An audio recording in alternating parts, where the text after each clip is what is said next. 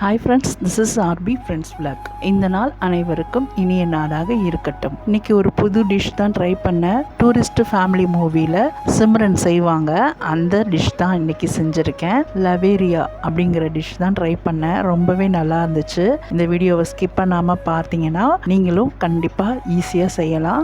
Channel first டைமாக பார்க்குறீங்கன்னா கண்டிப்பாக சப்ஸ்கிரைப் பண்ணி லைக் பண்ணி பெல் ஐக்கானையும் ப்ரெஸ் பண்ணி விட்டுருங்க. வாங்க வீடியோக்குள்ளே போகலாம். அணில் இடியாப்ப மாவு தான் ஃபஸ்ட்டு எடுத்துருக்கேன்.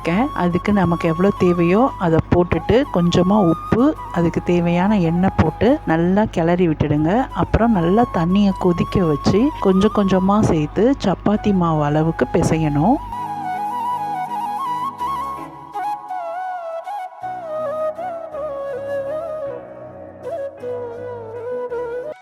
மூடி வச்சிருங்க. அப்புறம் பூரணம் தயாரிக்கிறதுக்கு ஒரு கடாயில் கொஞ்சமாக நெய் ஊற்றி அதில் முந்திரி பருப்பை வறுத்து எடுத்துருங்க. அதுக்கப்புறமா ஒரு மூடி தேங்காய் திருவுனது அதையும் போட்டு நல்லா வறுக்கணும். வறுத்தோன்னே ஒரு கப்பு அளவுக்கு நான் நாட்டு சக்கரை போட்டிருக்கேன். ஆனால் அதில் வெல்லம் சேர்ப்பாங்க. வெல்லம் சேர்த்தா ரொம்ப குழக்குழன்னு ஆன மாதிரி ஆகிடும். அதனால நாட்டு சக்கரை சேர்த்துருக்கேன். கொஞ்சமாக ஏலக்காய் பொடி, வறுத்த முந்திரி, கொஞ்சம் தண்ணியான மாதிரி இருந்தது. அதனால நான் முந்திரி பருப்பு நல்லா ஒரு பல்ஸ் மோடில் போட்டு அதையும் போட்டு மிக்ஸ் பண்ணிட்டேன். டேஸ்ட் ரொம்பவே நல்லா இருந்துச்சு.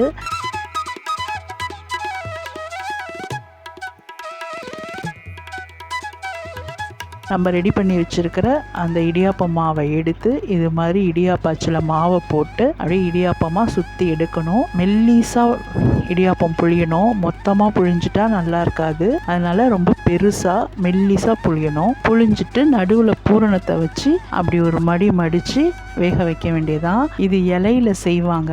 பட் எனக்கு இலையெல்லாம் கிடைக்கல. நான் ஈவினிங் செஞ்சதுனால எனக்கு இலை கிடைக்கல. அதனால இந்த கவரில் வச்சு இந்த மாதிரி மூடி எடுத்துட்டேன். டேஸ்ட் ரொம்பவே நல்லா இருந்துச்சு.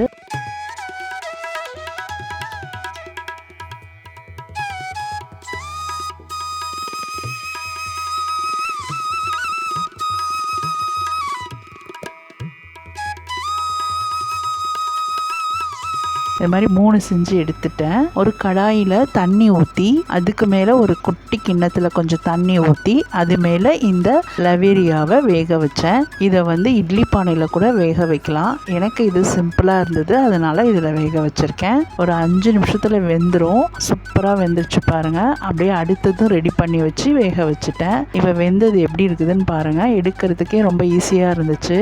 இதுவே உள்ளே பாருங்கள், ரொம்ப நல்லா பயங்கர ஸ்வீட்டாக கொழுக்கட்டை டேஸ்டெல்லாம் வரல.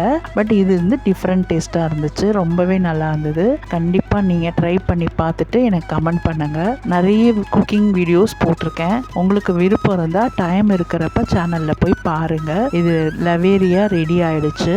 சூப்பராக இருக்குது பாருங்கள். நல்லா டேஸ்ட்டாக இருக்கும். குழந்தைங்கள்லாம் விரும்பி சாப்பிடுவாங்க.